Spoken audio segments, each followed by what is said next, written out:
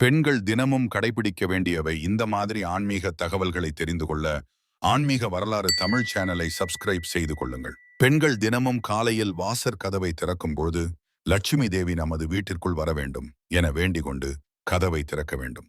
வாசல் தெளித்து மங்களகரமாக கோலமிட வேண்டும். குளித்துவிட்டு வீட்டில் துளசி செடி இருந்தால் அதற்கு தண்ணீர் ஊற்றி வழிபட வேண்டும்.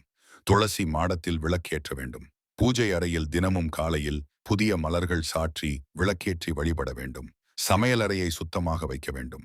சிறியதாக ஒரு கோலமிட்டு அங்கு முடிந்தால் ஒரு விளக்கேற்றி வைக்கலாம்.